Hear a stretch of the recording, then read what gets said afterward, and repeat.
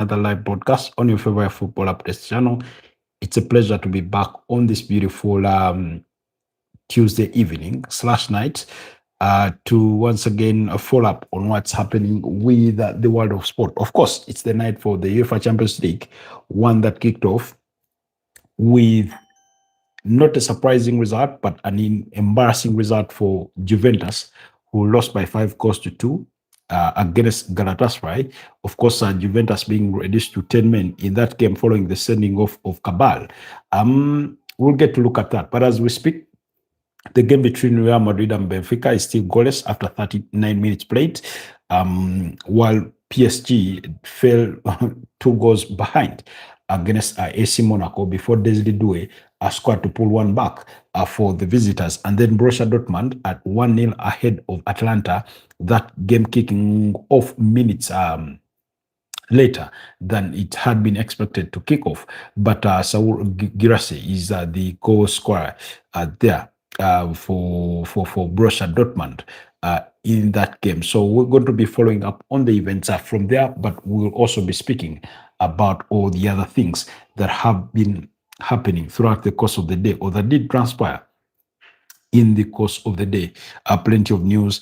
Mikel Arteta today spoke to the media ahead of their game against Wolverhampton Wanderers. Very, very crucial game they have tomorrow at, I think, 11 p.m. East African time.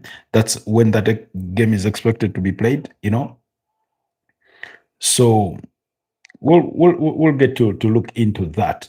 But yeah, so far Benfica have done the job of keeping Real Madrid at bay, and it's still goalless. We're talking about a game for which on match day 8 gifted us as many as 6 goals in that encounter. So quite interesting. But before we proceed any further, you'll allow me to update our headlines or topic for the broadcast, and then we'll continue with the conversation.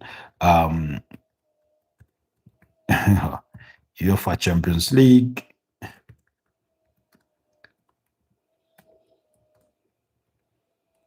Yes, apologies for the lateness. It was due to reasons beyond my own control or perhaps even my own preference. But for those of you that are just joining us, kindly like the podcast, but also consider subscribing to the channel if it is your first time here.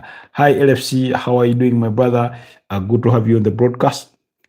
Gabriel Tenor, hi, how are you doing? Where are you joining us from on this beautiful Tuesday evening or night or perhaps day, depending on where you're joining us from?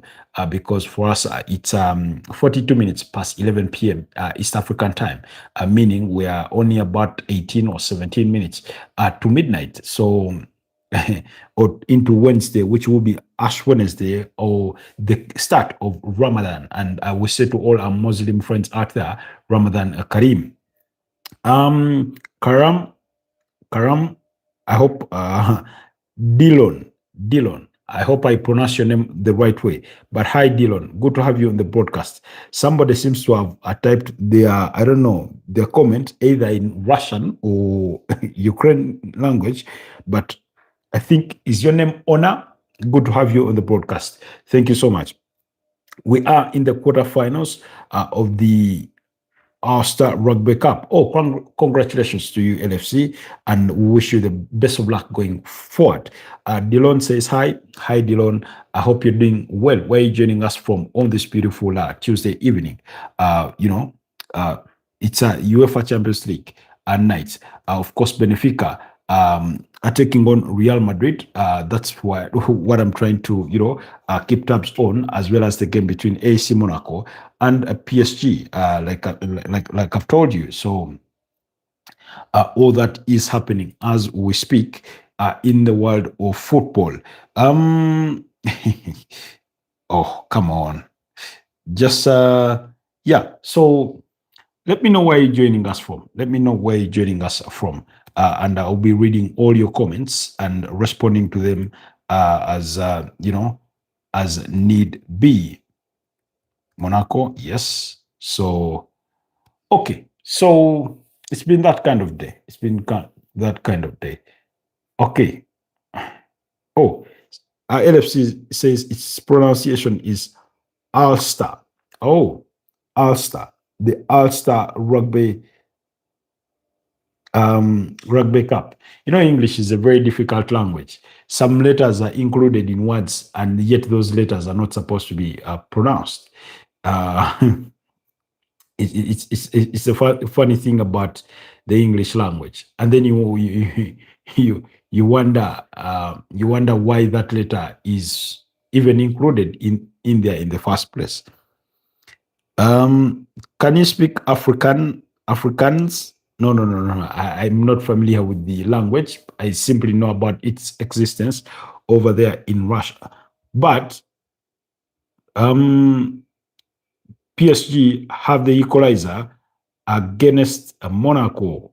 What a beautiful comeback that PSG seem to have mounted over there. While on the other side, Kylian Mbappe is missing an opportunity to put Real Madrid forward in their game against Benfica. Oh, come on.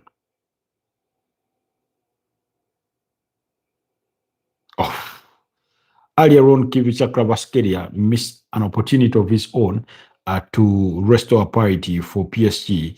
But I remember when we were looking at these playoffs and I was noting down my predictions, the only game I found trouble predicting was the game between Real Madrid and Benfica because of the Jose Mourinho factor, even though I still tilted towards Real Madrid.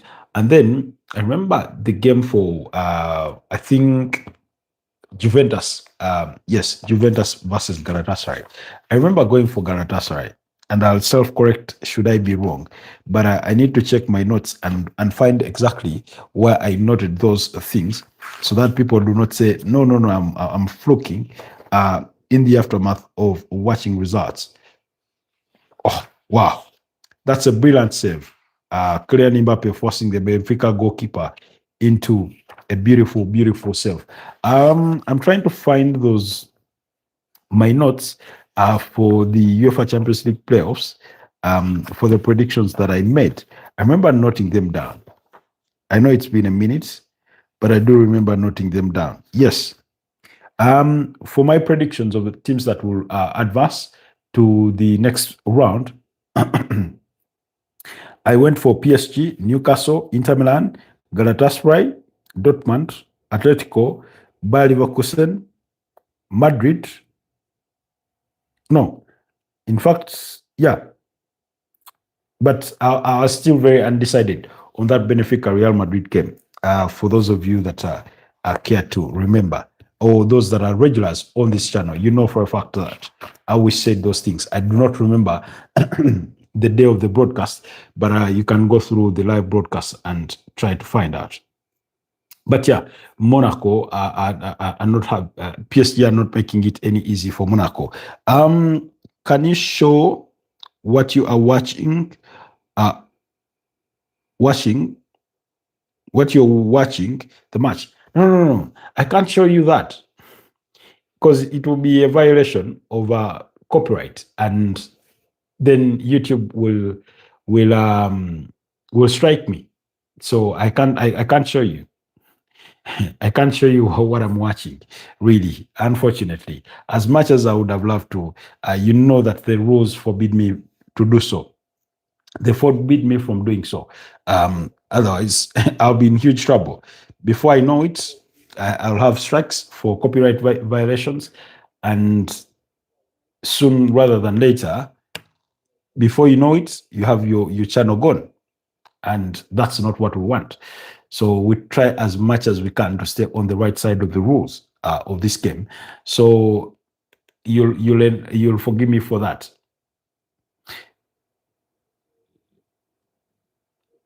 You see, even Mark Goldbridge, who entered into a partnership. I don't know if you're familiar with him. He's a Manchester United fan of That's Football and the United Stand, I think.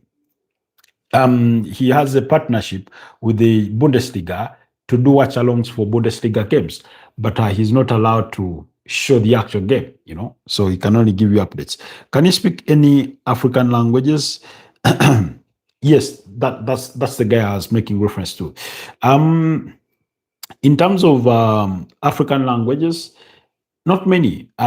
when if you're talking about cross-border languages, in terms of let's say, for example, Swahili, which crosses, which is spoken in Kenya, Tanzania, Zanzibar, a bit in Uganda, and that kind of thing. No, I don't. But I do speak my native language. I do speak my native language.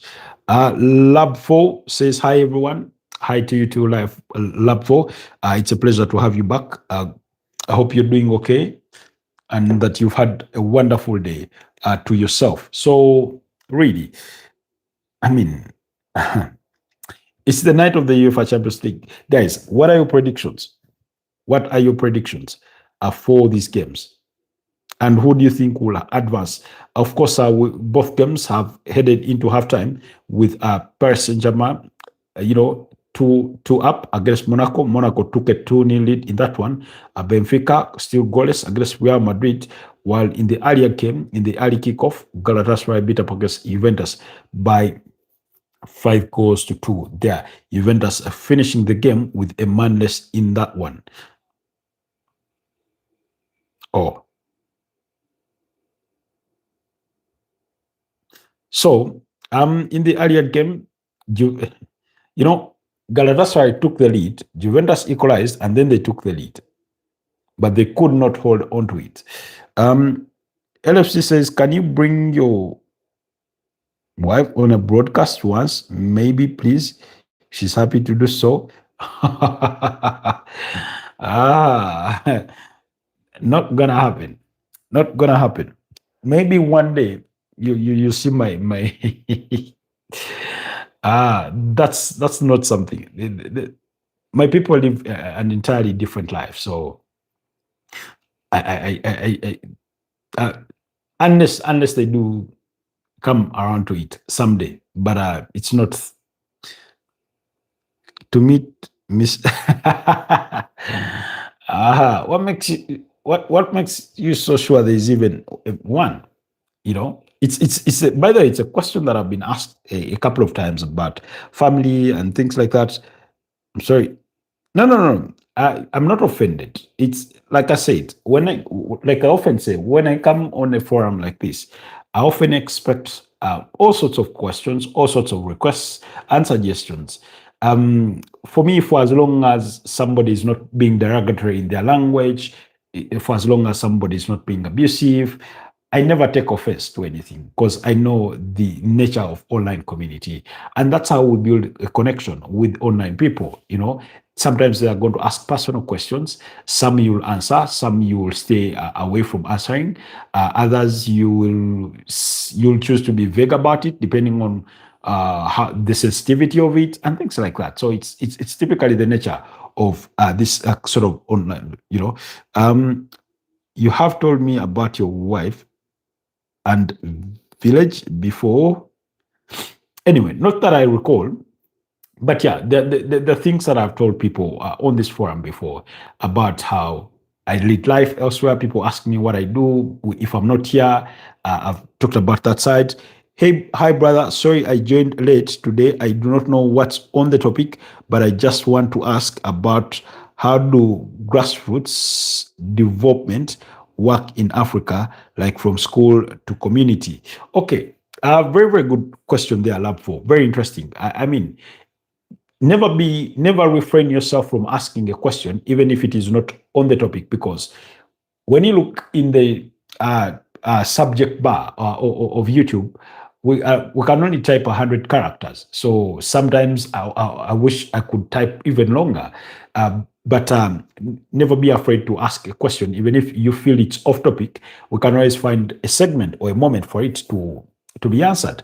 So in terms of grassroots football, before we even get into the halftime results in specificity and the game that was played earlier on, one, I won't speak for the entirety of Africa, because one thing I can tell you with absolute certainty is that different countries have different ways of going about it.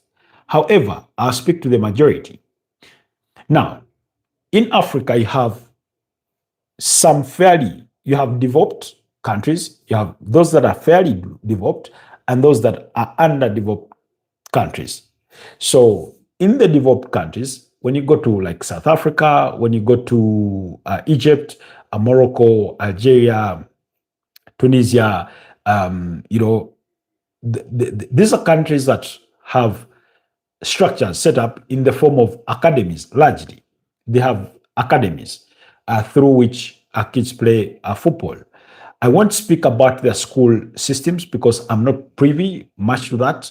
But when you come to then those that are fairly developed, it's a mix of,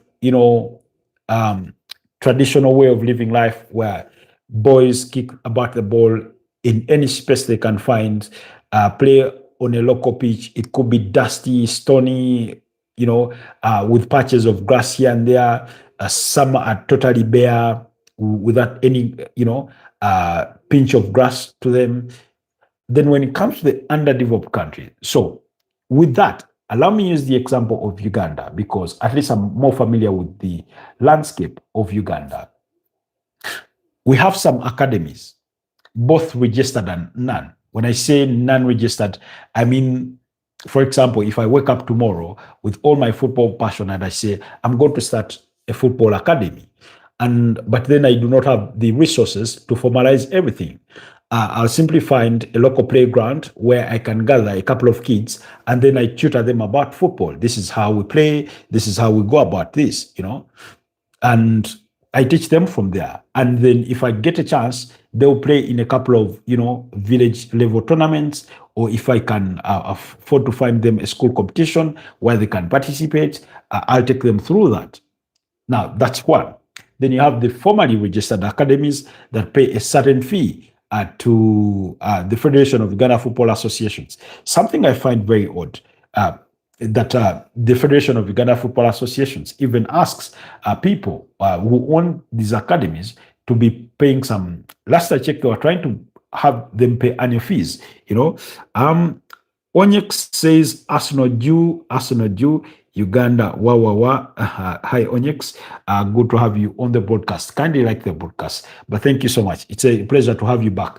I think it's either your second or third time that I'm seeing you around on our broadcast. So thank you so much for sparing the time to be with us. So in the context of that, with the formally registered, that's where these invite parents to bring their kids, to the table, or to bring their kids the same way you take a kid to school. So this is a football school. You take them, they're very popular during holidays and weekends, especially for kids that go to the school. And then if your kids are attending boarding school, usually at school, they'll be given an opportunity to play football in whichever way or fashion, small, formal, informal, designed, undesigned, that they will play, And we have a school system that does not put a lot of emphasis on sports. Now, it's not to say the sports is not there. The sports part is there. But the emphasis on it's more like a by the way. You have schools that take sports very seriously, or sports in general very seriously. For example, and you can Google this one up. You be sure to find the information. You have a school called St. Mary's Chitende. They are very popular with sports, whether it's netball, whether it's basketball, whether it's football, whether it's netball, all sorts of sporting disciplines. They may not excel at every sporting discipline because they are more popular in football and netball, I think, but they will do their best to participate in every sporting discipline that they can afford to. Then you have other schools who pay attention to other sports, but they major.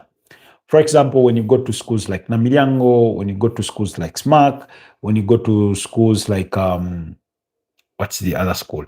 Budo, okay. I think King's College, Budo, you'll find that they concentrate more on rugby. Then you find those that give cricket a priority, and that sort of sense.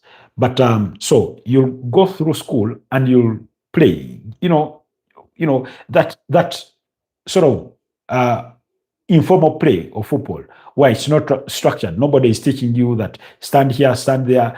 The kind of game where you self-discover as a person who is passionate about the game to say, I'll be a goalkeeper, I'll be a right back, I'll be a left back, I'll be a midfielder, I'll be a winger, I'll be a forward. That kind of self-discovery through the different ages of life and stages of school. So, and then if your school participates in any school tournament, then, for example, we have what we call the Cooper Coca-Cola or post-primaries, where secondary schools get to play in that competition, and from the district level until the national level. So if you good enough, then you will make it on the school team. And if you go to the nationals, clubs may scout you, because today clubs have been compelled to have a junior team, which is the under 17, and clubs have created partnerships with schools to, to sort of facilitate that a rule, or to help them adhere to that rule. So it's both formal and informal, but largely informal. So that's how kids come up. And then when you grow up, you can play, for example, in the regional league. That's the third tier of formal football in Uganda. You have the FUFA Big League, which is the second tier, and then the Uganda Premier League. But then you also have other footballing events, big tournaments that are organized by, for example, Buganda Kingdom has 2 sporting events. It has the county football games, also called the Masaza Cup. It has the clan football games, which is clan is a certain small cluster that you belong to in a bigger tribe. You get? I hope I explained that well. So, in other words, you play in any of those, and again, Premier League clubs will scout you and perhaps take you on. Okay, Onyx says, thanks, sir. It's a pleasure to see you too. Xerox says, hi, haven't seen you in a while. Thanks, Xerox. Good to have you back. Lab says, the development issue, it's a thought-provoking because most leaders and politicians in Africa overlook theater stage. Then you say overlook the development stage. Now, like I said, it's both formal and informal, but largely informal in majority of, the African countries. And when I say informal, is that you're not tracking a kid to say, oh, he attended this ball academy. When he left that one, he went there, and then he played through these ranks at the under 14 and under 15, under 17 kind of thing, And even when it comes to the national team for under 17, they'll pick students from some of the best performing schools when it comes to the post primaries. They'll go to St. Mary's Chitende, they'll go to Budo, they'll go to maybe Standard High Zana, they'll go to Masaka SS, and like that. So they keep an eye out, especially for coaches that are responsible for those junior stages. And they'll summon their players who then form, the gist. But because we have the under 17 or the junior teams for the respective Premier League teams, that team selection becomes easy because you have those games equally played. So I do not want to think that early development is underlooked. One, it's both right that it is underlooked, but also I don't want to say 100% right, because also it's a question of resources, It's a question of resources because, as we know, like every aspect of life, if you want to benefit from something, you ought to invest in it, either time, and because time in itself is a resource, and then finances. So sometimes it's to do with the finances. I told you, you find kids playing, and not just kids, even adults in Uganda playing on bare ground, bare soil, where you buy a ball this week, and after 2 weeks, the entire top cover of the ball has been scraped away by the dirt, that sort of wear and tear of the ball brushing on the bare ground, and things like that. So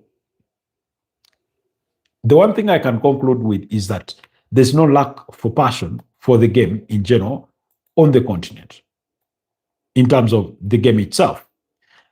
there's no lack of that passion and desire for it. But what lacks is the overall grassroots level investment in it, that schools become intentional on making it part of their curriculum or schedule to play these games or to play football. I'll give you an example before I wrap it up on that one.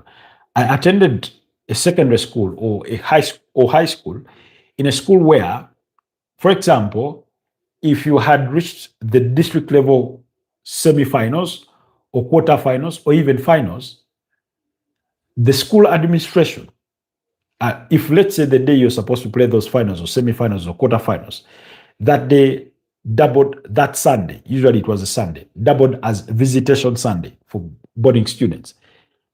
The school would not allow students to go and play that game. So in other words, you'd lose that game by forfeiture because they want your parents to come and find you at school, as opposed to saying, we are going to communicate to your parents that, look, your son is representing the school team and we are playing this crucial game on visitation day.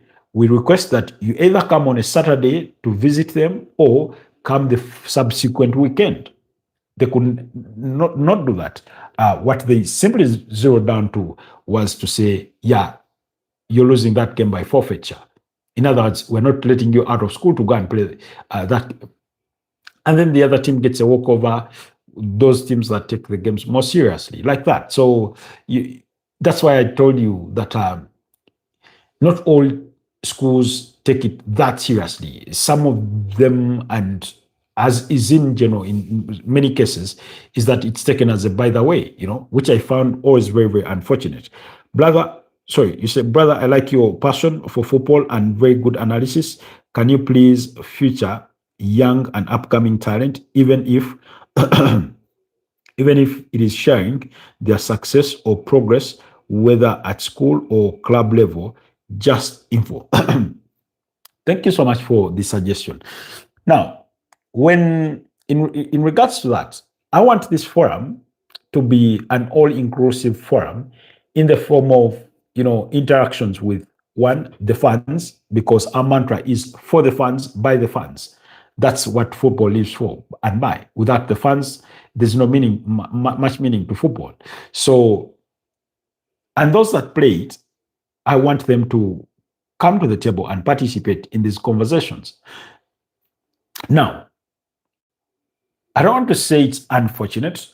It's an avenue that I've not explored to its great length, and largely, in part, due to a lack of reasonable connections with some of those that I would be bringing to bring you the conversation. Then two, in my experience, many of our sports personalities, during their educative process of becoming these stars. Hi, Daniel Tuton. Oh, Daniel Tuton says, my mom died. So sorry about that. May her soul rest in peace. We commiserate with you. For those of you that are not familiar, Daniel Tuton is a semi-regular on this channel. He plays for the Saint Academy. That's what he tells us. And I'd want to dedicate at least 10 seconds of silence to his mom. So I'll observe 10 seconds of silence in honor of his mom, who I did not know, obviously, but for respect that I have for him as one of the semi-regulars or sometimes regulars on this channel.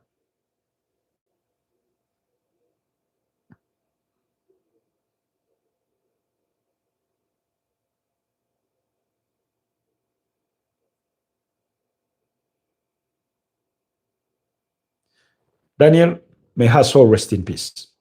We can only pray, me as a faithful, I can only pray that God strengthen you and take you through this difficult moment there. So Anyways, Real Madrid have scored and are leading that game against Benfica by a goal to nil. As I look to wrap up the chat with Lab. So Lab, for example, speaking of interactions, today I was supposed to have an interview done with one of the leading sports journalists in the country.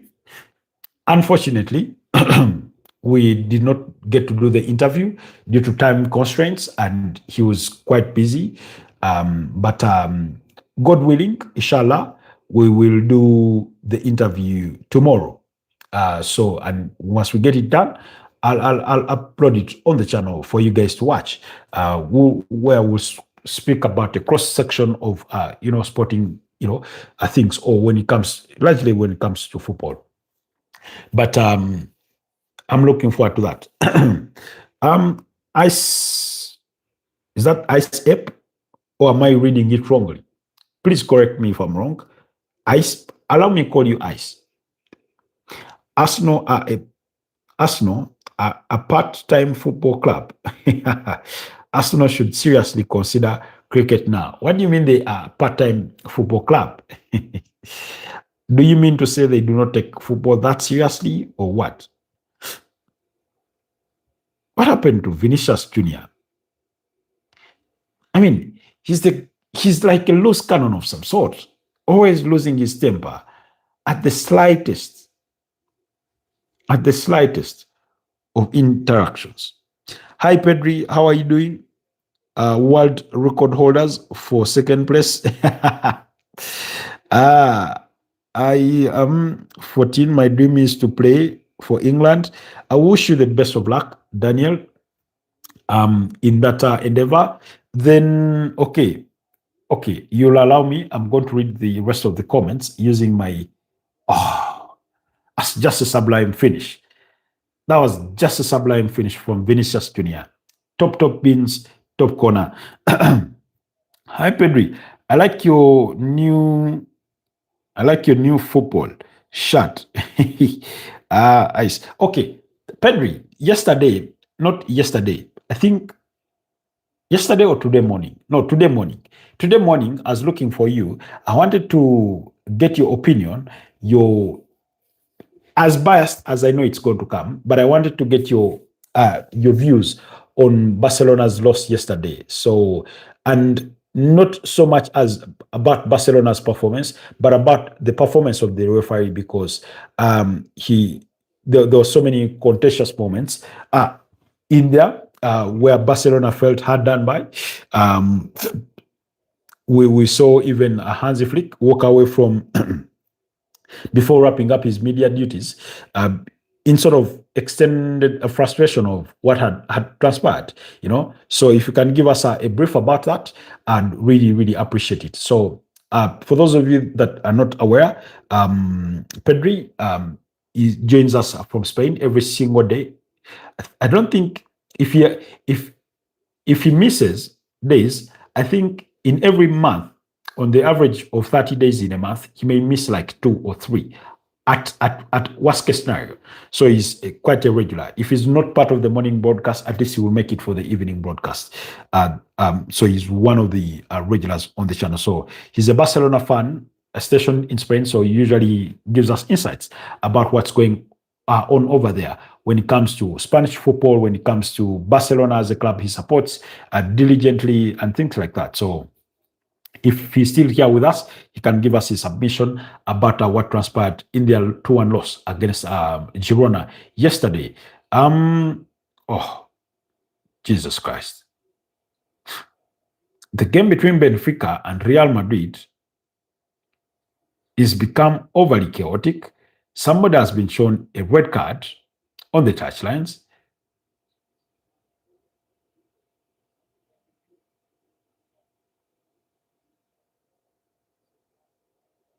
And I missed the exact moments that caused contention, but that's also happening. Anyways, okay. I says Arsenal would get second place in a competition where they are the only participants. I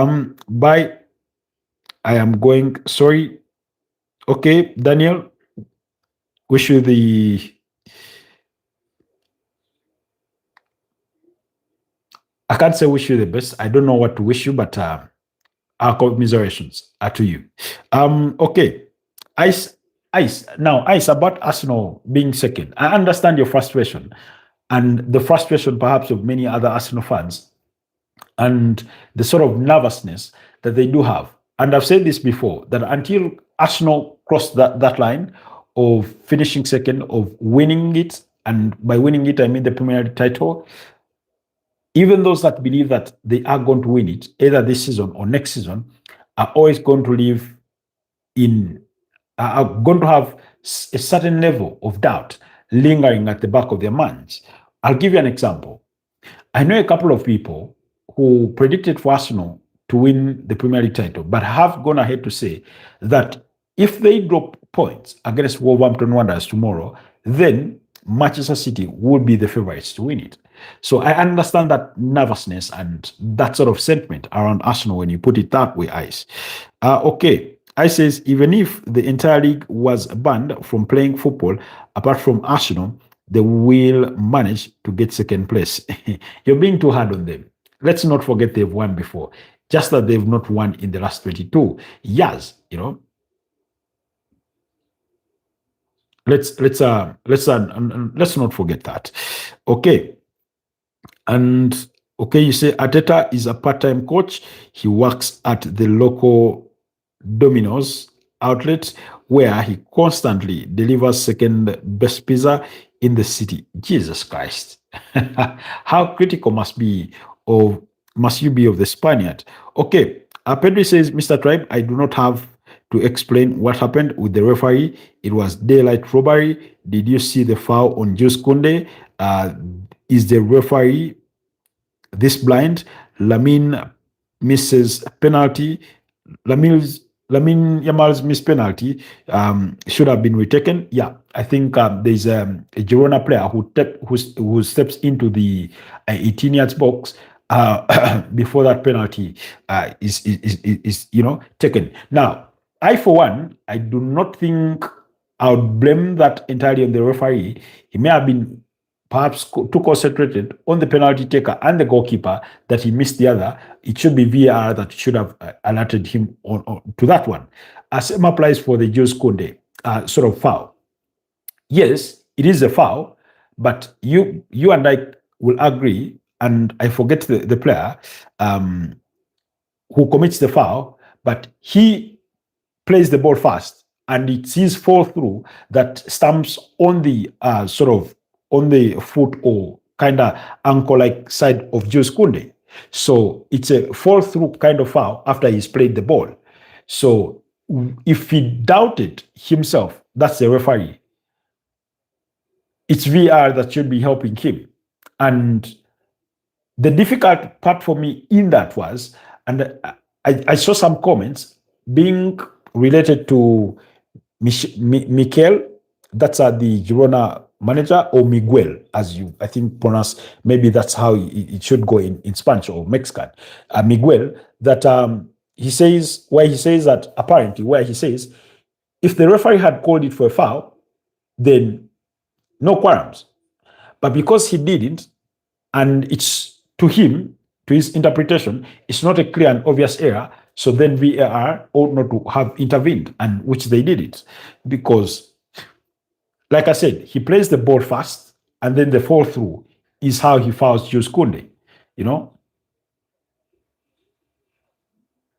Meanwhile, guys, the situation between Real Madrid and Benfica is still a bit feisty. So much seems to have gone on while we're having our engagement. So I understand where you're coming from, Pedri. And on that, because a Girona player was in the area without penalty being taken, I do agree with you on that one. Did you see the clip? Yes, I saw the clip. So I'm genuinely disgusted by such awful refereeing. Now, guys, I spoke about this. I spoke about those events in the short morning broadcast. It was about 35 minutes. You can go back and have a look at it for those of you that may have missed it. It was a weekend of bad refereeing decisions. Inter Milan 3, Juventus 2.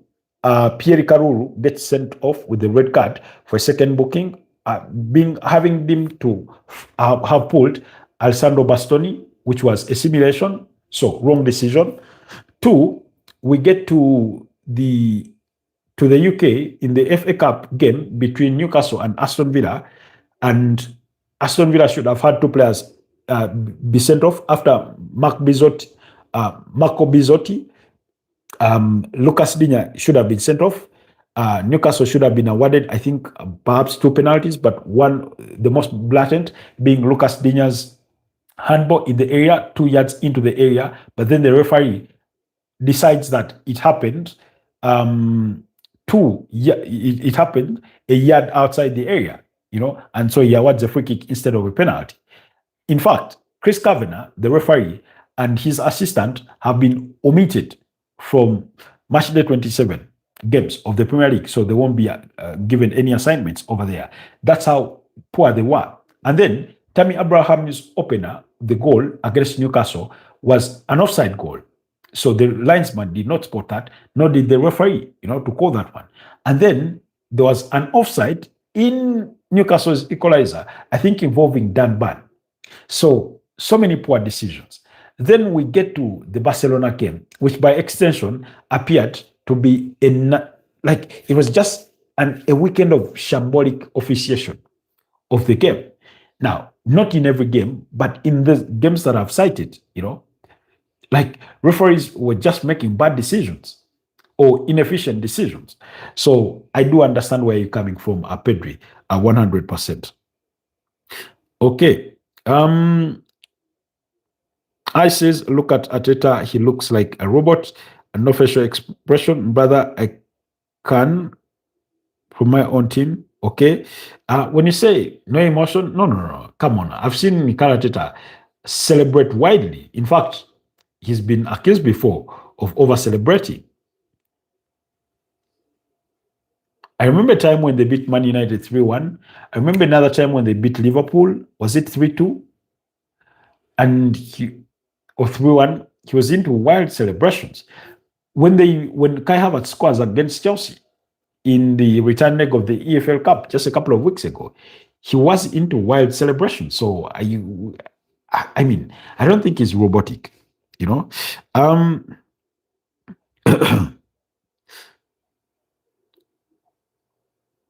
Okay, Pedro says all on the disgrace. Sorry, all on the disgraceful VAR, Spanish refereeing, a disgrace. TK, Spain, Basque referees, shit referees, are absolutely awful. They are the most corrupt referees ever. Now, I am genuinely done with this rubbish. Now, again, given the sort of context, the magnitude or the importance or levied on that game, because Barcelona come into that game knowing that they had slipped in second place, 2 points behind Real Madrid. And the significance of that game one was that they needed to fight their way back onto the summit of the table. And unfortunately, in the world of conspiracy with football fans, when a referee goes on to have a bad day like that in office, especially when it comes to league football, depending on what side of the aisle you are, but I'm sure there are Barcelona fans who think the referee skewed the game so that Real Madrid remain at the summit of the table. But if we disabuse ourselves of the biases that we have on our respective teams that we do support and look at certain things with a certain level of objectivity, perhaps we'll isolate the two games. We'll isolate Real Madrid from whatever happened with Barcelona and Girona. But yeah, there are decisions that you thought the referee could have handled much better in that game. And for the game between Newcastle and Aston Villa, VAR wasn't there, so they could not rely on it, and the referees knew that. So in this particular case of Barcelona, that's where I'm bringing it to the question. And then in the case of Inter Milan against Juventus, now, because it's a second yellow card for Pierre Caruru, VAR is not supposed to intervene. But that yellow card leads to a red card. But then it's a wrong yellow card. So I am of the view that we can make an exception to the rule. And the case of Pierre Kalulu should stand as the prime example, because it's Alessandro Bastoni that should be getting a yellow card for diving. And yet the referee, almost without thinking twice, he decides he's going to send off Kalulu. And again, I asked myself, what is the common sense of the referee? Because ordinarily, when you commit a foul, because not every foul is worthy of a booking, the referee should come and talk to you and say, look here, mate, you're already on a booking and you've used up your lucky chips. The next foul you commit, unfortunately, I'll have to send you off, So be as careful as you can be. They speak to the team captains. But as soon as Bastoni goes down, the speed at which Federico Lapena dishes out that yellow card almost felt premeditated. I don't want to say it was premeditated, but it almost felt that way. And no matter how much Kalulu looked in disbelief and tried to talk to the referee, he was not rescinding the yellow card.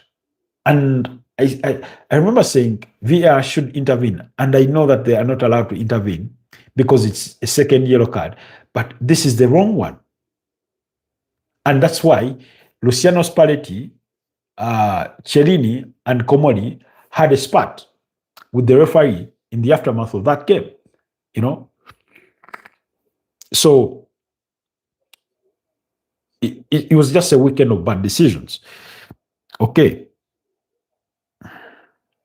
I says where we will manage to compete at the Premier League, and Arsenal would still not have won the league. The probability of Jesus coming back to earth is higher than Arsenal winning the league. Okay, bro, we get it. Okay.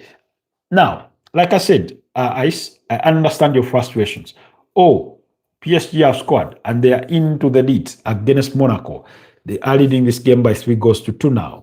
Remember, they have had to come from 2-0 down to lead this game now. I mean, my prediction still stands that PSG over 2 legs will advance to the round of 16.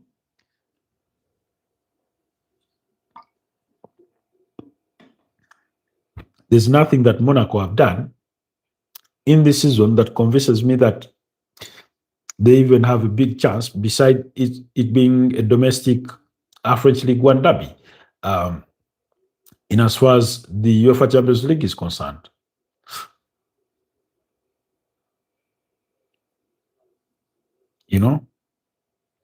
But anyway,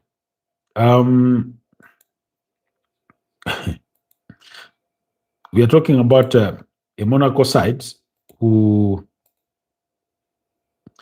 Oh, let me first watch the goal.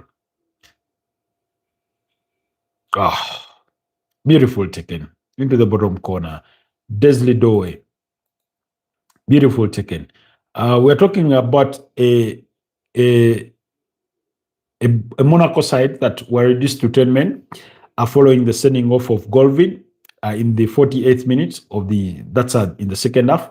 But yeah, Monaco scored through Florian Balogun in the first minute, and in the 18th minute, Golvin, one of the assist providers before that was in the first half, as well as Akil Cho, and then Golvin gets sent off in the second half. The decision needed VAR's intervention. Then, in the 22nd minute, Vitinha missed a penalty in that one. Desley Doe scored in the 29th minute to pull one back, with Bradley Bacola providing the assist. Then Akraf Hakimi scored in the 41st minute to restore parity, with Desley Doe providing that assist. So, and then now he's scored a second, so that means 2 goals and 1 assist for Desley Doe, with Warren Zaire-Emery providing the assist. So that goal coming in the 67th minute. So PSG at 3-2 up against away at Monaco. Good result there. And then Real Madrid still leading by goal to nil against Benfica. That goal by Vinicius Junior, with Kylian Mbappe providing the assist. And then Borussia Dortmund are leading by 2 goals to nil against Atlanta. Bia and Girassi are the goal scorers in that one. And then, like I told you in the earlier kickoff, we had Galatasaray thump Juventus, a 10-man Juventus by 5 goals to 2. So you had Sarah score in that one to give Galatasaray the lead. You had Cop Miners scored to restore parity with Pierre Carulu providing the assist for Juventus. Cop Miners scored a brace in the first half. That's in the 16th minute. Galatasaray's lead in the game in the 15th minute did not last even a minute because they scored in the 15th minute, and Juventus respond instantly to make it 1-1 through Cop Miners, who then scores in the 32nd minute to make it 2-1, with Winston McKennie providing the assist. Now, then after that, there was no looking back because Lang scored his first goal in Galatasaray colours in the 49th minute to make it 2-2. And then Davinson Sanchez scored to make it 3-2. And then shortly after that, you had Cabal be sent off for a second booking. And then Noah Lang came and scored his second of the day, with Victor Osimhen providing the assist to make it 4-2. And then I think this was Sacha Boy, I think was a second half substitute. I stand to be corrected, but to the best of my recollection, could have been a second half substitute who scores with Victor Osimhen providing the assist again. So Victor Osimhen with the burst of assists, he did not score for himself, but yeah, that was Juventus beating up against, that was Galatasaray thrashing Juventus by 5 goals to 2. Then we're talking about, then tomorrow, other games will come. That's a Karabakh against Newcastle, Bodo Glimt against Inter. The Newcastle game comes at 8:45 p.m. Bodo Glimt against Inter, Club Brugge against Atletico de Madrid, Olympiacos against Bayer Leverkusen. Okay. Lab says, why other teams build their squads around? Why other teams build their squads around one player? Because when that player is out, they can't play. What's your take? Well, to be honest, I do not think the intention is always to build the team around that one player. I think every team would want to play as a team. But as night follows day, when you come in a team, there's always going to be that standout player, that player that perhaps is more talented than others, that player maybe that is so good at something better than others. It could be a striker who knows how to cross to put the ball over the line. It could be a midfielder who makes the entire team tick just because they are more talented, naturally gifted than others. Under ideal circumstances, you want your team to play as a team, as a whole, without having the ego of stars. And one of the criticisms that I have for my Real Madrid is that if they are winning, everything is okay. But if they are losing, they look like the worst team you'll ever watch. Why? That's when they look like a collection of stars. That's when they look so disjointed, to the core. So I do not think, like Pep Guardiola said, unless you're Lionel Messi, you are not guaranteed a slot in his starting 11, because you don't have that many kind of caliber of players. So you could say Barcelona, Pep Guardiola's Barcelona was built around Lionel Messi. But that's not to reduce or water down the level of talent that Xavi Hernandez, Iniesta, Sergio Busquets, Pedro had in around that team, So I don't think there's any team that sets out to build their team around one player. It's that one player that stands out among the rest that they say, okay, let's bring in good talent, to help support this, lightening candle to take our team to even greater strength. So, for example, if you're Tottenham Hotspurs and you have a hurricane that is banging in the goals, you're looking to bring in perhaps a playmaker that provides him more assists. That you're looking to bring in a Son Heung-min who makes him even tick better. That if you're Manchester City and you have a broad Erling Haaland, you want to bring in a Ryan Chucky to create as many chances for broad Erling Haaland now that you've lost Kevin De Bruyne. So then it appears like you built your team around Brad Erling Haaland because he's such an excellent goal scorer. He's good at what he does. So basically, that's how I look at it. Have you ever seen a team build their team around a goalkeeper or around a defender? Why do you think that's never the case? Why? Because you play to win the game, and you win the game by being in the opponent's box and square. And rarely are goalkeepers and defenders, good as they are, gifted as they could be, are they going to be the ones helping you cross the ball over the line every now and then? It's not to say that defenders do not score. Even goalkeepers do score. But ordinarily, you'll have your midfielders and forwards or wingers doing that more often for you than the others, So I think that's how I would look at it. Yes, there are so many teams that you would side on to say, yeah, these look like a one-man team. And if you pull out that plug, then they are bound to suffer. Look at Man United. You could pull out Bruno Fernandes and they suffer. Look at Chelsea. Every time you pull out Moises Caicedo, they tend to struggle in that midfield. And this is not to say that the team is built around Moises Caicedo, So that also tells you the other dimension of it. Look at Real Madrid over the weekend beat up against Real Sociedad by 4 goals to 1. Vinicius Junior picking up a penalty brace in that one. But they sat Kylian Mbappe out of that game. Now, when you look at the amount of goals that Kylian Mbappe is banged in across all competitions for Real Madrid this season, which I think could tally up to about 38, you'd think that the entire team is built around Kylian Mbappe. But they can win without him, But he's just stood out. He's that excellent a player. He's that tremendous a player. When you go to Barcelona last season, you had Rafinha and Lamine Yamal banging in the goals in addition to what Lewandowski was bringing to the table.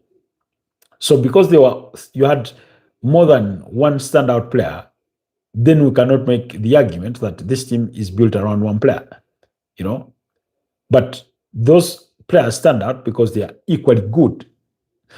Then you look at a team like Man City. We've given the example of Brad Erling Haaland. Last season, you saw Liverpool with Mohamed Salah. Look around this season. He barely has 5 goals, And it's Hugo Ekitike that has been banging in the goals, particularly in the Premier League, because he has, I think, as many as 10.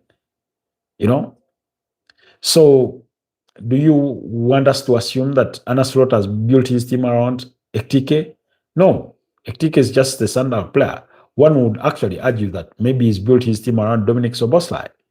But even if you are going to make that argument, I wouldn't stand by it, because I know that even with that Dominic Szoboszlai, they can still perform for as long as the rest of the squad performs at their expected levels, So yeah, I understand where you're coming from with that question, but that would be my submission about it or on it. Meanwhile, my head is starting to feel exhausted. It's been that kind of long day.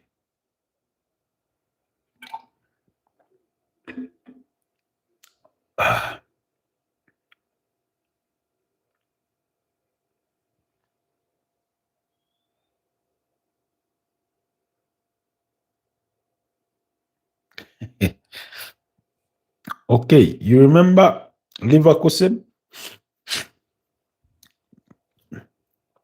You mean the Bayer Leverkusen of Xabi Alonso that won the Cup double 2023-2024? Last season they were one solid team, yeah. And again, we're talking about a team that lost Jonathan Tah, Jeremy Frimpong, Florian Wirtz, Piero Hincapié, they lost a great deal of their players. Granit Xhaka, and then Erik ten Hag walks in there and says it's going to be difficult. They fire him after 2 games and bring in a new manager who has done tremendously well, by the way. But because their team, as good as Florent's was, season in, season out, providing or having a 22-goal involvement for 2 consecutive seasons, that's 2023, 2024, and then 2024, 2025, because they were not built around one player. That's why their transition has not been that bad.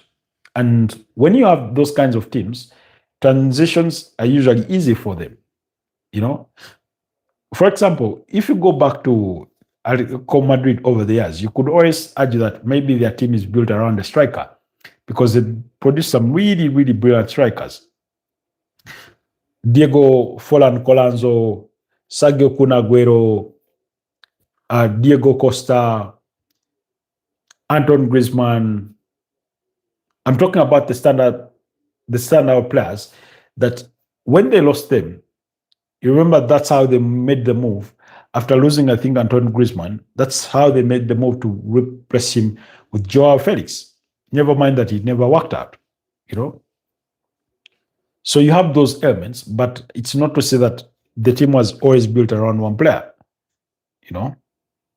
At least not in my opinion.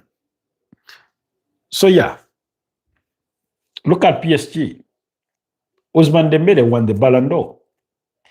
But they were so good a team that for me, if you had given it to Nuno Mendes, I wouldn't argue with you. If you had given it to Achraf Hakimi, I would say he would have deserved it. If you had given it to Vitinha, I would say he would have deserved it. And yet players like Fabian Ruiz and Joao Neves were no less important in that team, And neither was Gianluigi Donnarumma in goal. So that's last season, PSG embodied everything that has to do with playing as a team. Arsenal do embody that. They play as a collective. They don't have a standout player, which is a bad thing, by the way. It's not a good thing, especially for the long run. If you're Arsenal, every team needs that sort of a bit of a standout player. That's why over the years, Bukayo Saka is trying to be that player, to be the standout performer in that team. Of course, that can be said about him this season. But this season, if they ask you who is that standout player for Arsenal, for whom everything is revolving around, you could come up with more than one name because of the team element. When it comes to scoring goals, it's a disadvantage because you do not have that standout goal scorer. You look at their goal scorers, and the top scorer in the Premier League is Victor Gyökeres with only 8 goals. That's not enough. That's not enough. You need more than that. So that's how I look at that situation or assess it.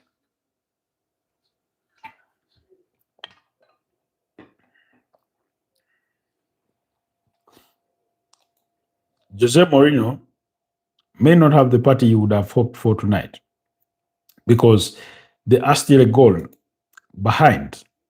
They're still a goal behind against Real Madrid.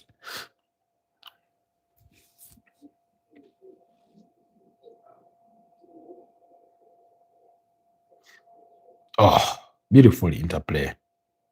Oh, PSG are looking to extend their lead so that going into the second 11, they have an even bigger advantage. Just like Galatasaray did for themselves against Juventus, but those goals have eluded them. But they've had quite a good number of attempts on goal. Some have just not hit the targets. Meanwhile, Alvaro Arbeloa wants to leave Portugal with a win and go with that advantage back to Spain. You know how important that can be, even with the absence of away goals rule. We all know the significance of that kind of sort of leverage going into a second leg. But yeah, speaking of teams, I told you in the preamble that Mikel Arteta had spoken to the media ahead of their game against Wolverhampton Wanderers. He did say that Carafiori is training and his issue wasn't as bad. Then he spoke about Kai Havertz, that contrary to what media outlets put out, that he could be out for weeks. He could be in contention to play in the game tomorrow, but knowing Mikel Arteta, I'm thinking he could keep him out until the London Derby game away to Tottenham Hotspurs, of whom have appointed Igor Tudor as their interim manager until the end of the season. Then you have Martin Odegaard, who again could be in contention to feature for them against Tottenham Hotspurs. I do feel that for the game against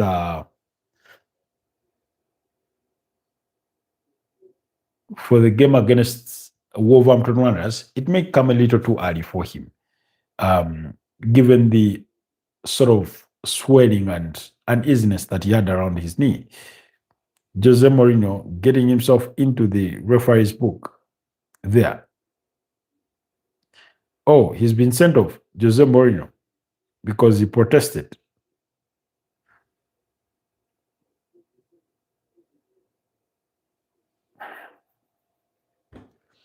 So he'll have to watch the rest of the game on the sidelines.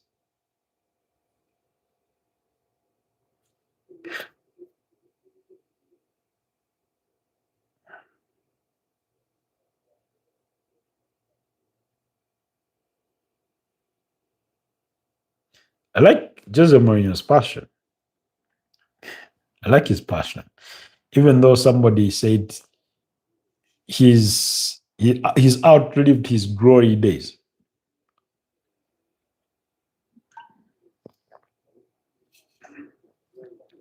He's no longer the manager that almost everybody admired or wanted to be part of their team, almost.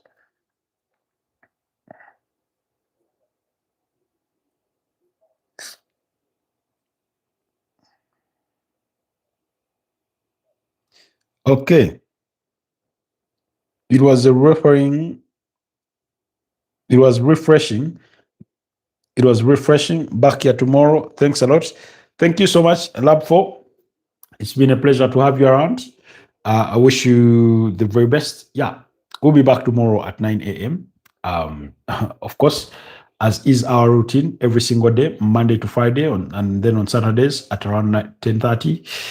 Yes, sometimes we may come a bit late, but we thank you for always bearing with us, for being patient with us. Yesterday, I think we started a bit late, Yeah, those things happen, unfortunately. The one thing you can bet on is that we won't give up. We'll keep pushing. We'll keep being here to share the news.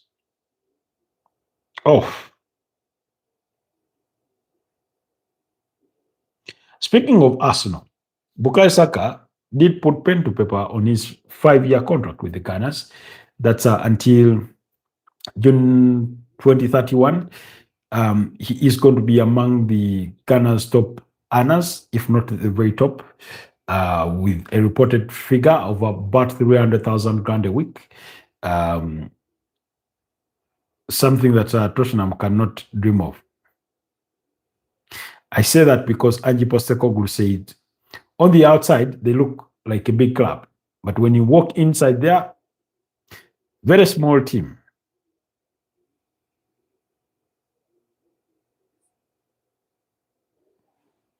Very small team. Not my words.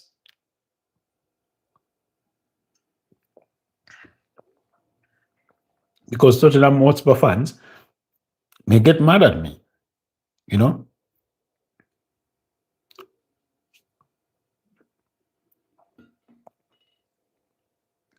I need to hydrate. I feel like I'm catching a cold. Oh, so that's why you see me over drinking, literally.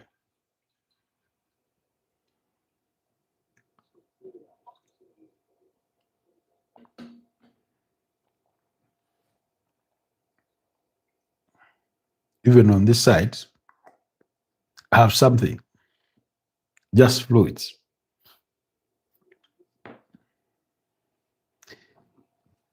Nicolas Otamendi, one of those players who I think would divide opinion of whether they've been great players or not.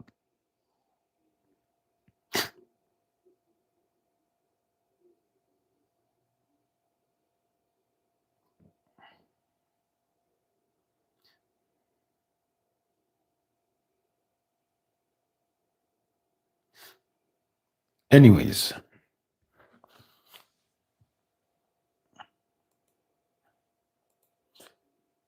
looks like Real Madrid could leave Portugal unscathed. Ah,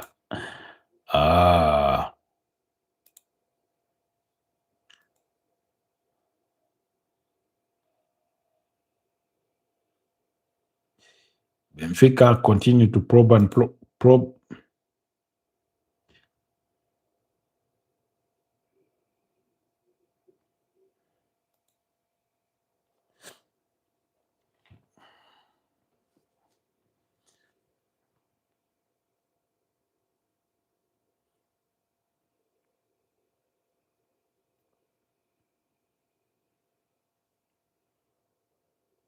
Pray I wake up in good health to do the morning broadcast. Vinicius Jr. Always quarreling, always mad at somebody. It's either the referee, the opponent, or the fans, or something. Meanwhile, 12 minutes of added time were added into the Benfica Real Madrid game. That might be a record. That might be a record.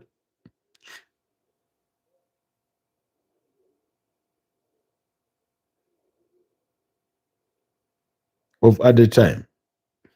That's almost half the amount allocated to the first half of extra time, or to a half of extra time. Because remember, it's 15 minutes.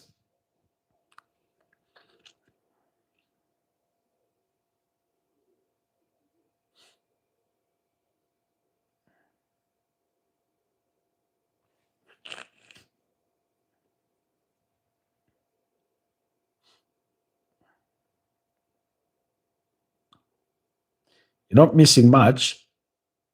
PSG is still leading by 3-2 against Monaco, and Real Madrid still leading by 0-0 against Real Madrid. But Vinicius Jr. is getting fouled left, right, and center.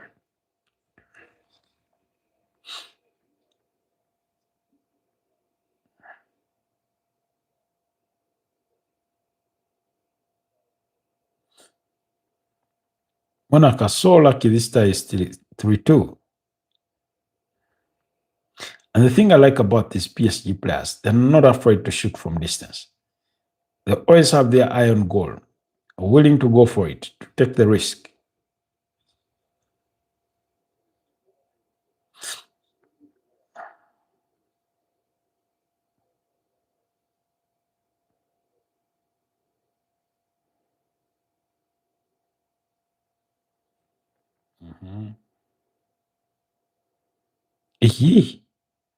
Lee Kang in. Do you have to kick away the microphones?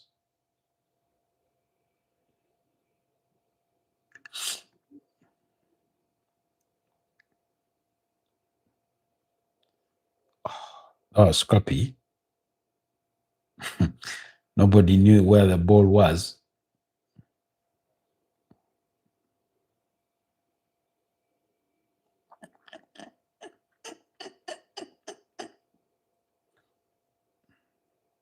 Oh, Jesus Christ. The Monaco goalkeeper has been so deafened tonight.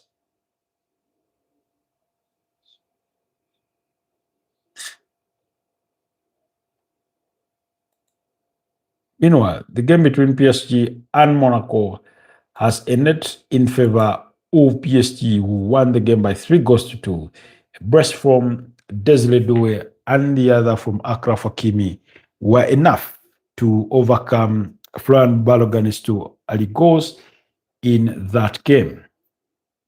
But I mean, that Monaco goalkeeper has been quite handful to deal with.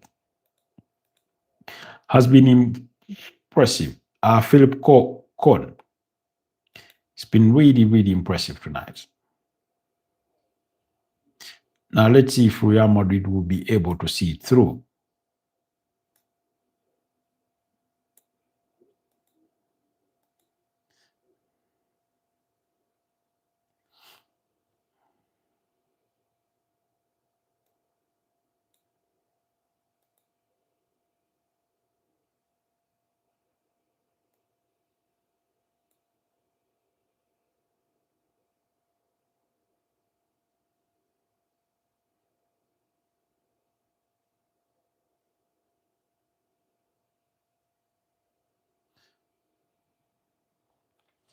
Benfica fans are starting to lose their cool. But it's not yet over. The tie is far from over. When you're 1-0 down, it's still very open. Even if you go to the Bernabeu, score fast, then you blow the tie wide open.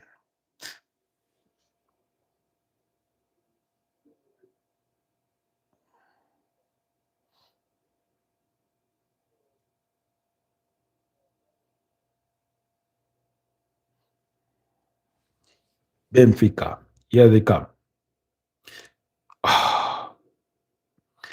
That's a bit of a loose touch.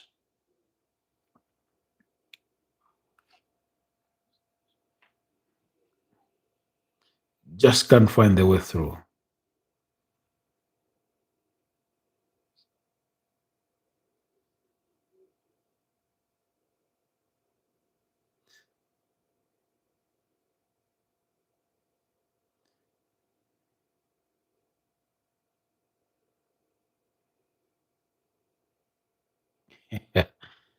Ah, you can beat anything to Real Madrid, but you can never beat them on pace. Those guys are runners, whether it's a Brahim Diaz or a Vinicius Jr. You can never beat them for pace. Really, Alvaro Biro, do you really think this game needs Danny Carvajal?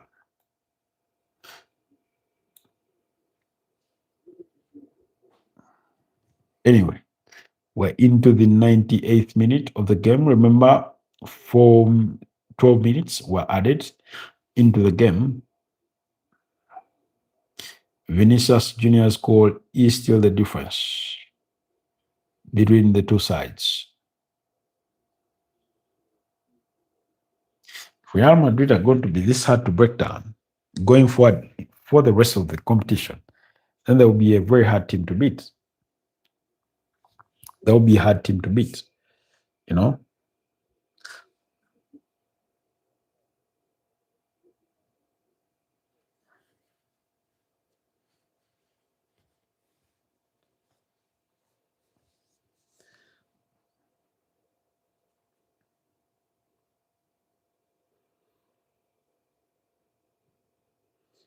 Real Madrid are equally looking for a second one in this game, but it's still eluding them.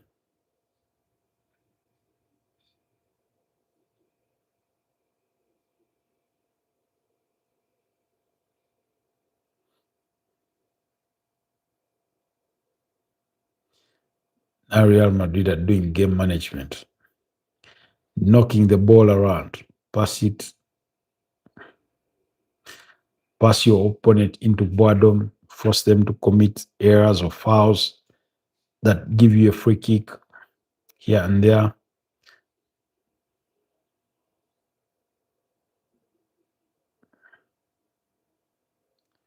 Local boy Alvaro Arbeloa is living the dream, being in charge of the Los Blancos.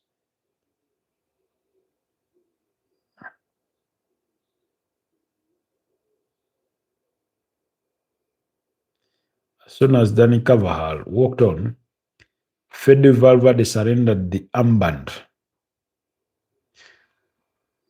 It's a show of respect of hierarchy, even though me, I'm of the view that it's not about who wears the armband.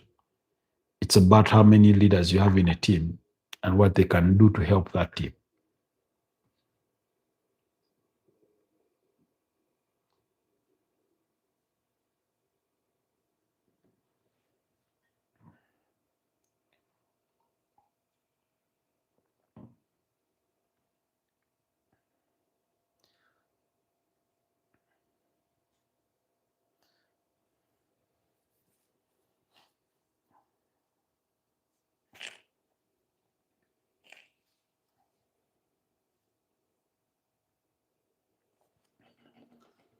We are coming to the tail end of this one. Remember, action continues tomorrow. So tomorrow, we'll be doing a watch along for one of the Champions League games and the Arsenal game as well, especially for the 11 p.m. Kickoff games. Excuse me. And for that, I think Inter versus Bordeaux, because of what Bordeaux have been, that bit of a surprise package.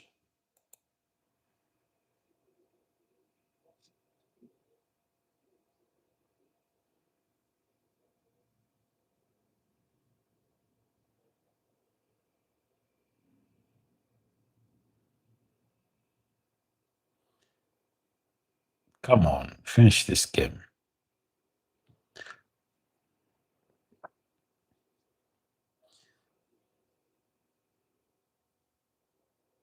Oh, what an incredible pass that is.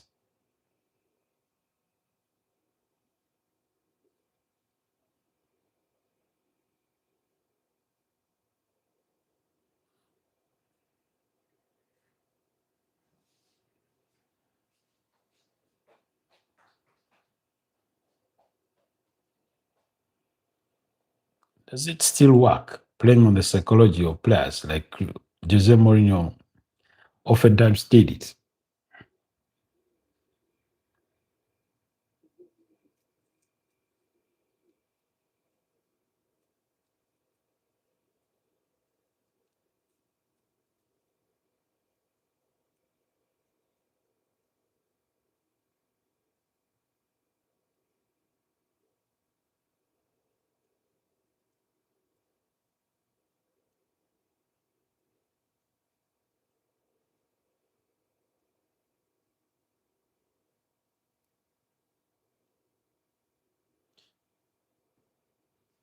Alexander Trent Arnold, if he manages to stay fit until the end of the season, he will definitely show his worth or prove his worth.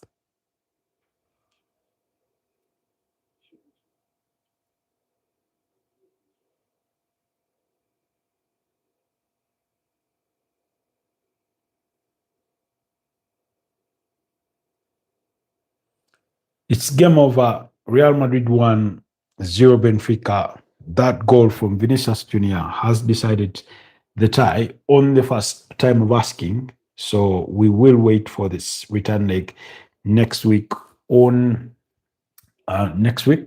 midweek, I think on Wednesday. That's when they should be meeting again. But I want to say thank you so much to Lab4. Thank you so much, ISP. Thank you so much, Pedri. Thank you so much, Daniel Tuton. Thank you so much, Xerox, Onyx, LFC, Onam, Karam, Odilon, then Gabriel Tena. Thank you so much. And every single one of you that has been part of tonight's podcast. It's always a pleasure to have you around.